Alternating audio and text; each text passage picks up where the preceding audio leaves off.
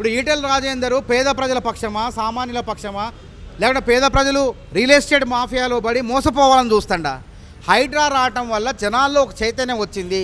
సామాన్యుడు మధ్యతరగతి వర్గాలు కూడబెట్టినటువంటి ధనం ఎక్కడ ఏ ఇల్లు కొనాలి, ఏ చెరువు శిఖంలో కొనాలా వద్దా అనేటువంటి మంచి అవగాహన కల్పించింది హైడ్రా.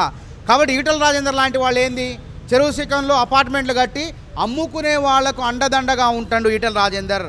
అందులో మోసపోయినటువంటి ఉన్నారు పాపం వాళ్ళు.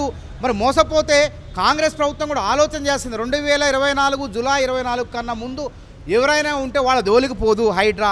కాకపోతే హైడ్రా పేరు చెప్పుకొని రాజకీయ పబ్బం గడుపుకునే ప్రయత్నం చేస్తాడు. కానీ ఒక పక్క ఉత్తరప్రదేశ్లో బీజేపీ ఇదే విధంగా బుల్డోజర్ రాజ్యం తీసుకొచ్చి పేద ప్రజల విళ్ళను కూలగొట్టేసి అక్కడ చేస్తారు. కానీ అట్లా చేయట్లే.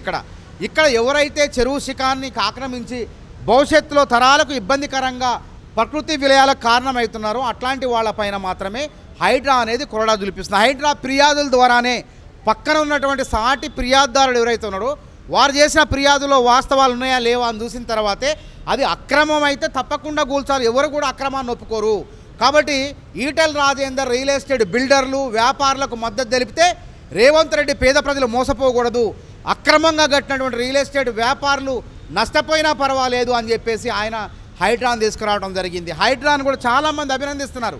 ఇలా ఒకళ్ళో ఇద్దరో కోసం కాదు, ఇలా 1.5 కోటి మంది ప్రజలు హైడ్రా పనితీరును మెచ్చుకుంటుంటే ఈటెల రాజేందర్ లాంటి వాళ్ళు స్వార్థపరులు మరి రియల్ ఎస్టేట్ మాఫియాకు ఒత్తాసు పలుకుతూ వాళ్ళ గురించి మాట్లాడటం అనేది చాలా దారుణమైన అంశం. కాబట్టి హైడ్రా అనేది జనాల్లో ఒక ఆలోచన కల్పించింది. ఏ భూమిపైన ఎట్లా కొనాలనేటువంటి ఆలోచన కనిపించింది. ఏ అపార్ట్మెంట్లో ఎక్కడుంటే కొనాలనే ఆలోచన వచ్చింది. రియల్ ఎస్టేట్ దారులు రియల్ ఎస్టేట్ వ్యక్తులు చేసే మోసాలకు మోసపోకుండా హైడ్రా ఒక చైతన్యం తీసుకొచ్చింది.